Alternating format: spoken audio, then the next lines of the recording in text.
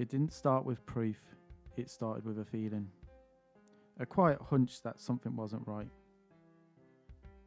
She felt distant, less present, always wanting to be somewhere else. By May of last year, that feeling became impossible to ignore. One night, I found her asleep and her phone still unlocked in her hand. I wish I put it down, but I didn't. Almost immediately, I found messages between her and another man. Flirtatious conversations, inappropriate photos, things no married person should be sharing. I confronted her right there and then. She broke down. She admitted it. She said it was a mistake. She promised to change, promised to try harder for me and for our family. We have 3 kids. Before that, she had been gone most days, sometimes 3 to 5 days a week, for long stretches of time, too long to explain away a harmless downtime when you're a parent. After I confronted her, she stayed home more. She acted like she was committed to fixing things, or at least that's what I believed. A few weeks ago, our kids came to me privately. They were scared, they were crying. They told me they had seen things on their mother's phone whilst using a laptop connected to it. Conversations, messages, evidence that what I discovered months earlier hadn't stopped and hadn't been the first time either. Our children are 10, 8 and 5. Knowing they were exposed to something no child should ever have to see broke me in a way that I can't explain. What made it worse was this. The dates they saw didn't line up with what I had found months earlier.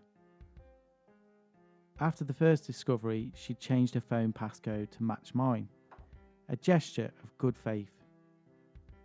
From May until December, I never checked her phone again. I trusted that symbol. Now I realised how misplaced that trust was.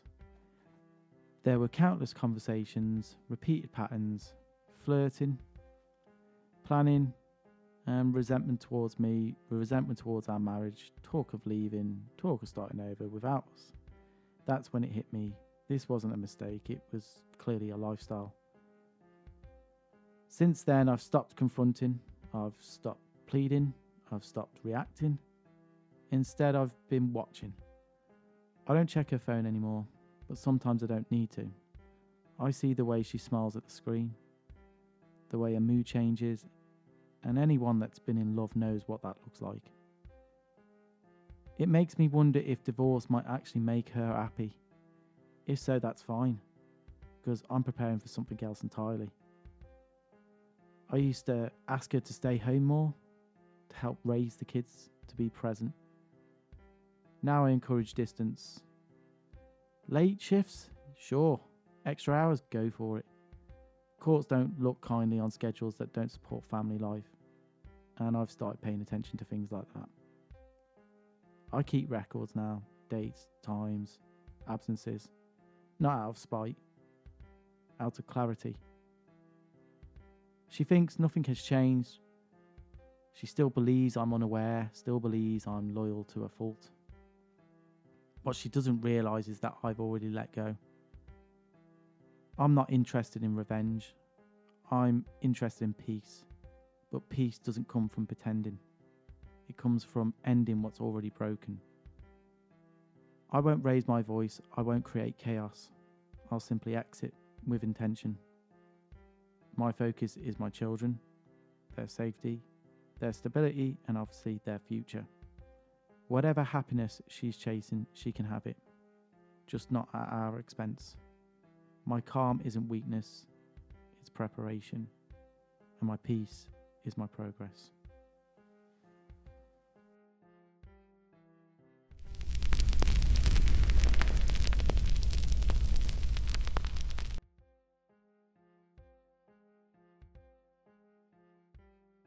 I never imagined that my life would unravel over something so small. It started like any other night. My wife of 7 years decided to stay in, relax and watch her TV shows I bounced between a football match that I was watching and a few things that I needed to get done. Nothing unusual, nothing dramatic, nothing really that interesting. By midnight, I went to check on her and I found her asleep on the couch. As I leaned down to wake her, her smartwatch buzzed. A message lit up the screen. It wasn't meant for me, but I saw it anyway. At first, it didn't make sense. The tone felt wrong, too familiar, too playful. I tapped it without thinking. What I saw stopped me cold. It was a conversation between my wife and someone that I knew. Not a close friend, but someone I'd known for years. Someone who I had shared drinks with, played football with, laughed alongside. The messages weren't that explicit, but they were unmistakable. You know, there was flirtatiousness, suggestiveness. As I scrolled, they crossed a line that I never expected to see my wife cross. She wasn't just responding, she was encouraging it. I didn't wake her, I didn't confront her. I carried her to bed and sat alone in the kitchen, staring into nothing. By morning, I couldn't go to work. I walked for hours instead, trying to process what I'd seen. Shock turned to anger, and anger turned to disbelief. The person I thought I knew suddenly felt like a stranger. Later that day, exhaustion stripped away my ability to pretend. When she noticed something was wrong, I told her the truth, that I'd seen the messages. Her confidence disappeared instantly. She cried, she apologised. She said it didn't mean anything, that she was vulnerable, that it would have never gone anywhere. But something inside me had already changed. Words like, "I'm good at keeping secrets," echoed in my mind. Not because of what they implied, but because of what they revealed. Trust doesn't break loudly, it collapses quietly. I told her I wanted a divorce. What followed wasn't closure, it was limbo. So we lived in the same house, separate rooms, barely speaking. Every interaction felt strained. Every silence felt heavier than words. I spoke to a lawyer. I separated the finances. I tried to act calmly, even when everything inside me was chaos. Friends urged me to slow down. Family urged reconciliation. Some even suggested that I was overreacting. That hurt more than I expected. When you've been betrayed, you expect support. Instead, I felt questioned, like I was the one tearing things apart. Eventually, I realised something important. Staying wasn't strength, it was erosion. One morning, when she was out, I packed my things. I left the keys on the table. I left the paperwork behind, and I walked out. Not because I didn't care, but because I cared enough to stop destroying myself. I cut contact. I moved away. I rebuilt quietly. The divorce dragged on. Life felt uncertain.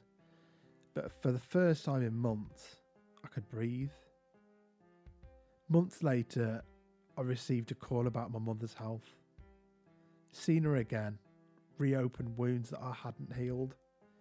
There were apologies, but also old justifications. Nothing had really changed. I left knowing one hard truth. You can love people and still need distance to survive. Therapy helped. Writing helped. Time helped. Slowly. I stopped seeing myself as someone broken and started seeing myself as someone reshaped. I travelled. I made plans. I woke up with something I hadn't felt in a long time. Hope. A year after it all began, I ran into my ex by chance. We exchanged no words. We didn't need to. I didn't miss her. I missed who I thought she was. And that's an important difference. Betrayal doesn't just end relationships, it rewrites memories. It forces you to grieve something that never truly existed. But it teaches you something invaluable. Loyalty isn't proven in comfort, it's released under pressure. If there's one thing I've learned, it's this. Some endings aren't failures, they're rescues. I walked away with less than I started, but I walked away whole. And sometimes that's the real victory.